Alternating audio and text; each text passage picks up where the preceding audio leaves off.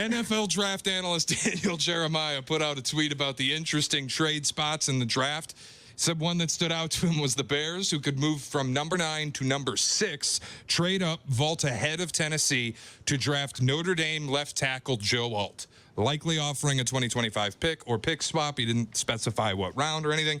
But my question, shot or no shot, trading up for Joe Alt would be a mistake. For the Bears, that's a shot. That's a shot. I would not do that. Like, listen, I know that's an annoying question. I ask you almost every other appearance here, but I am interested in, when I ask you about the offensive line, Courtney, I always say, did the Bears get a start? Did they get a starter or 2 starters potentially for the offensive line in this offseason? And I get Ryan Bates, and I see Coleman Shelton, I see Matt Pryor. Is Bates the center? And again, for the Bears, they do have other needs. I don't think offensive line is something you address at 9. If they are in love with Joe Alt, like if this is the can't-miss prospect, which I don't know if we have any reason to believe that yet. And I was asked this yesterday. Remember, like last year, we didn't find out about how much homework they did on Darnell Wright until after the draft, and we find out it was just this insane process that they went through to really make sure he was the guy. And they did it the year before with Braxton Jones. Yeah. If they draft Joe Alt, if they end up trading up, because you have to get in front of Tennessee to do that. I mean, hell, you may even need to get in front of the Chargers. Like, if he's there at 5, sure, and they're not trading out because Arizona just traded with the Minnesota Vikings to go get J.J. McCarthy, then I don't know. I don't think that's going to happen. To me, he may be the best prospect in this draft. I just have a concern with the 6'9" offensive lineman. That's fair. Well, but when we look at this depth chart, though, is this the offensive line? Can you go to the season with that? What is it? With the Bears' offensive line? Yes. Because you have a quarterback who can handle broken down plays and can make a lot out of nothing. I think the offense, like you mentioned earlier, you're never going to have an A+ offensive line. You just won't. You're never going to have Pro Bowlers from left tackle all the way to right tackle. For those who look at Braxton Jones and refer to Ryan Pohl's comments that he made in January that he thinks he's a starting left tackle, but if they are open to bringing in competition for that position, I think you can get through one more year of that before you address going to get a franchise left tackle, because to trade up means you're probably giving up that 2025 second to go from like 9 to 6. You're probably giving up that 2025 second that you got from Carolina. So Jones, and I don't think that that's worth it. So Jones, Jenkins, say it's Ryan Bates, Nate Davis, and Darnell Wright. I think you can go. Yeah, absolutely. I think you can go into the season that way. Shay? All right, it's still early, but Brad Biggs already putting some Bears players on watch. Put out his bubble to make the 2024 roster. The players included punter Trenton Gill, edge rusher Dominique Robinson, and wide receiver Velus Jones. Biggs noted that the conscious effort to get Velus Jones involved in 2023 was there. They gave him a lot of opportunities with very uneven results. Shot or no shot, Velus Jones will make the team in 2024. I think that's a shot. Look, God almighty. I know, and I get if you are looking. I'm trying to pull up their depth chart right now. Oh, come on. Like now, what's your source there? What's that? What's your source? I'm using our lads. Me too. I don't use because apparently, remember, I'm the one responsible for the ESPN one not working. I want to Does ask. it still say Tevin Jenkins is questionable? Yes, because of your depth chart here that you have here.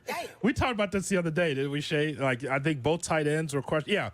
Yeah, Komet and Everett are questionable. Yeah, not sure they're going to be ready for week 1. So not sure, according to your sources here. But it's funny. It's so funny you say that because you see my tab open. I'm looking at our lads. That's always what I use. I'm Yes. sorry. I can't. I have very little control over the one at .com.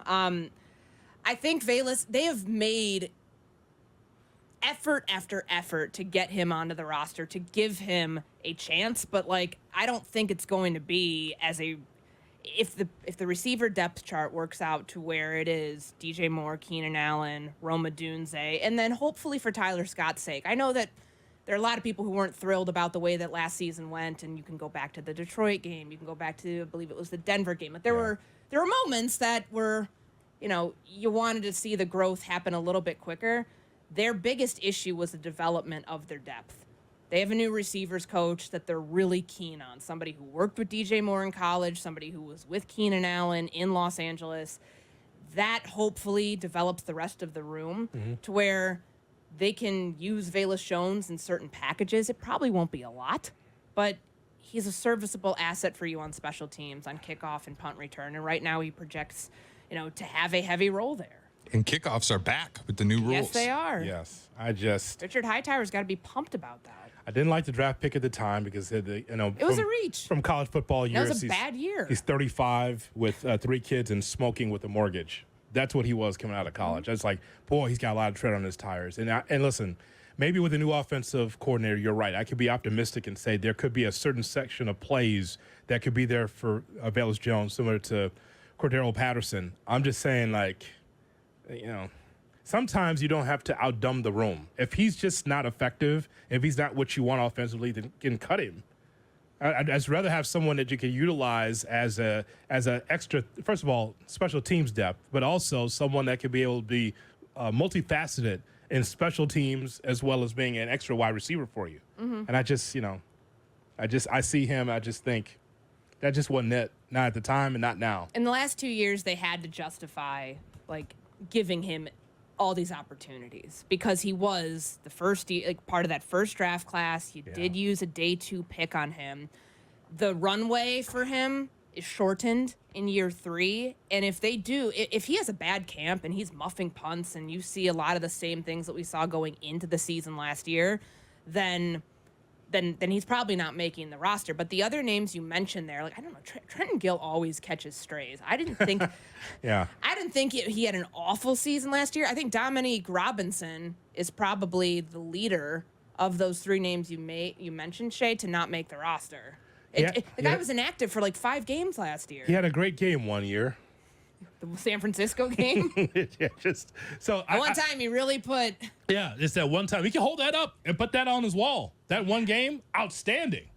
But the rest of it, not so much. Yeah. So I will say that is a shot, even though I'm not a fan of it, Shay, unless there's someone that's going to blow him out of the water or blow the offense out of the water. It's this guy's better than Jones. I'll just say shot for now. Shay? All right, the door is open, Hoodie, for the Chicago Bulls in the play-in tonight. Jimmy Butler out for the Miami Heat. Interestingly, though, the Heat are still 1.5-point favorites. Line opened at 3. Butler being out, not enough to make the Bulls a road favorite in this game. Heat will rely heavily on Jaime Jaquez and Bam Adebayo and others.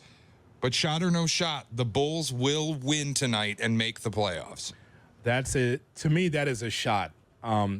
My question is, though, before I'm so, boastful about this, is that what is the condition of Alex Caruso?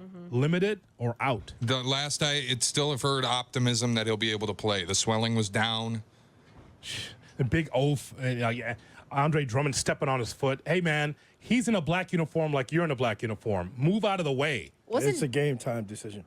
Wasn't Drummond also the one on that dunk? Yes. Yep. Yes. When they both had a miscommunication, somehow going towards the same basket? Yes, that did happen, yes. That's one thing, and you say, well, why does Alex Caruso matter? Alex Caruso, for the time on the floor, makes a big difference for this Bulls team. Don't look at the box score as far as points. Don't look at the rebounding. Just the little things that he does, just to be able to keep things together. Caruso is important for the team. I have not been enamored at all, Courtney, with this Heat team. I know that their mission statement is about how tough they are and how diligent they are as a team. This Heat culture thing, it's just not a very good basketball team. And I feel like, as much as we get after the Bulls management, the Heat, I think Riley is settled in and doesn't have any new ideas.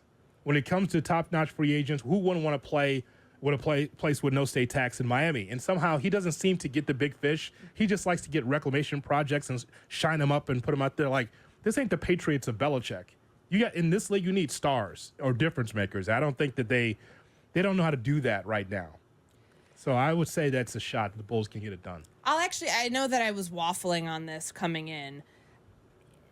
Jaquez is going to replace Butler in the lineup, and they got a lot out of, Max Strus the other night? Scored 25. Not for the For the Heat. Not for the Heat. No. Sorry, Tyler Hero. Tyler Hero. Sorry, my bad. Same. Thinking about last year's roster. Same.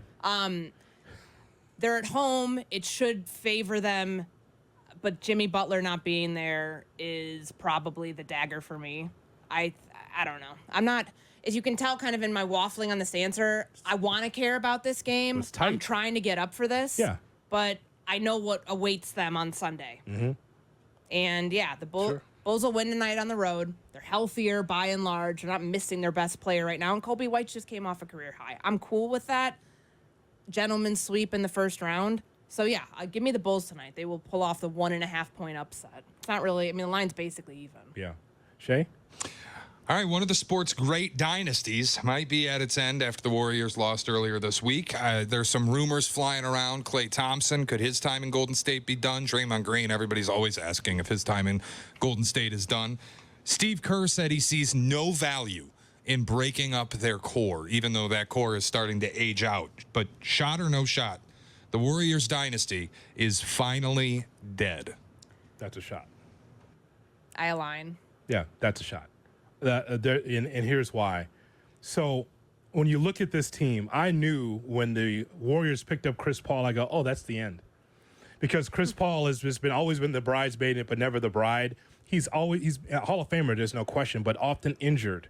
The things that derailed the Warriors are the following: Chris Paul's injury, Draymond Green's suspension, the ineptitude of Klay Thompson having to go on the bench for Podziemski.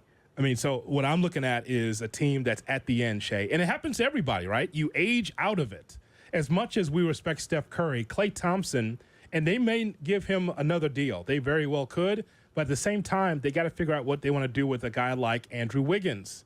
They got to figure that out. It's more than likely that he may not be with the team this upcoming offseason. So, this team had a nice run. But look at the young and upcoming teams in the West. Now look what's happened. We play taps for the Bay Area, Golden State Warriors. That'll be all. Thanks for coming. But, I mean, there's a young and upcoming teams that we talk about all the time, Courtney, that's in the West, that the Warriors, once good, just don't have it anymore. They have every chance to get out from under some contracts, too. I mean, Chris Paul's got a year left, but it's like $30 million not guaranteed. He's going to be 39 next month. Yeah. Klay didn't score a point the other night. Right. But the regression there, it sucks. Like, I covered that team when they were at their peak, the 2015 through 17. Like, this is what happens when your superstars age. And I know a lot of people are going to look at this and say, well, Steph's still playing great.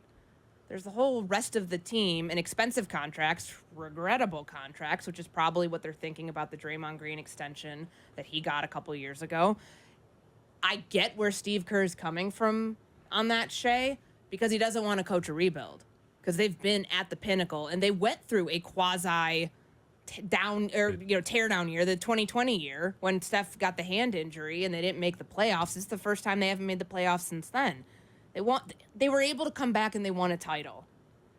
I think that's where it should rest, where without pushing this thing forward and trying to become, a version of what like the Lakers are and trying to push this thing through with LeBron for one more title before time runs out there. Like, 33 to 35-year-old former and still superstars that you've run your course with it. Yeah, Mike Dunleavy says that he's interested in bringing Klay Thompson back to the team. But I just think here's one thing, Shay, I did find out. They're going to bid against themselves then. I think so. I think so. Just to keep Steph happy, whatever the reason for that.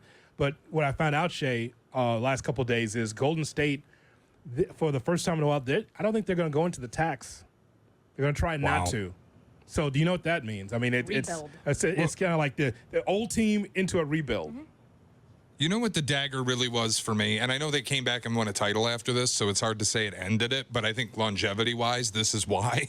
Is they had that season where Steph and Klay were hurt, and they were one of the worst teams in the NBA, and they had that lottery pick, and they blew it on the dead body of James Wiseman. If they hadn't done that, if they had gotten a serviceable young player, they might still be at the top of the sport. Yeah, I mean, so there you have. But again, Oklahoma City and Denver and Minnesota, the Mavericks. I mean, Clippers above them as far as a team. Those are teams that are on the rise or championship level teams. And the Golden State Warriors just older. That's all it is. There's a reason why the handsome Bob Myers is at ESPN and not with the Warriors anymore, because he saw it coming.